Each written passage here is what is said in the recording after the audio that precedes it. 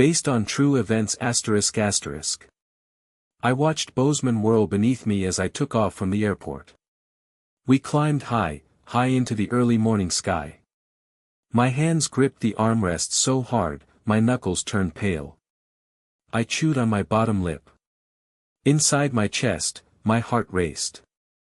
My anxiety always peaked during takeoff, I don't know why. Landing is a breeze, no problem. But takeoff. It sends my mind soaring, racing through all the terrible things that could happen. Engine failure, being the most common one I worried about. The panic was a good distraction from the emotions I felt. I was feeling sad, angry, disappointed all at once. Sad, because why couldn't this be my life? Angry, because why couldn't this be my life? Disappointed, because why couldn't this be my life? I was so happy, the happiest I had been in years, and now I returned back to dreary Tennessee where I never belonged, leaving half my heart in Montana. See, I had arrived a week ago, late on a Wednesday night. He met me at the bottom of the escalators. I didn't notice him at first, but once I did, when I stepped off, I squealed and ran into his arms.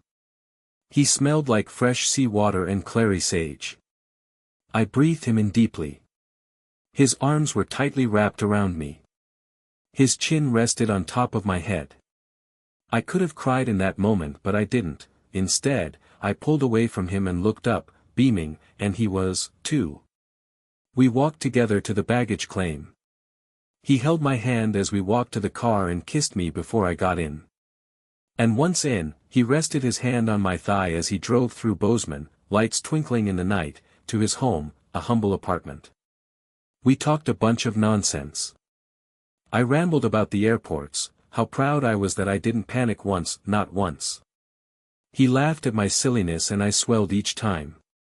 This morning, when he dropped me off, he stalled big time, wanting to look at all the pictures and exhibits, all while holding my hand. And when it was finally time for us to part, he pulled me to him. I had a great time. I hope you did, too, he said sweetly. I did. I managed past the lump in my throat. He pulled apart from me, holding my face in his hands, and he leaned his head down, kissing me softly. I didn't want to let go. Text me before you board, okay? He said, staring into my eyes. I nodded. That's all I could do.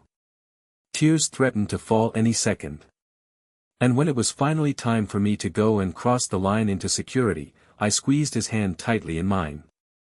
We kissed one last time and I watched how his eyes fell after we parted.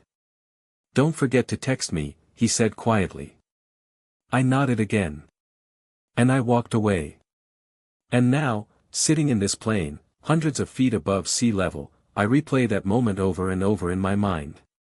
He was so sweet, so kind, so funny. He was 1,000 times better than I thought he'd be. We went to Yellowstone, saw Old Faithful, some elk and bison and a wolf and a moose in Idaho. We stayed overnight in Idaho at an Airbnb outside.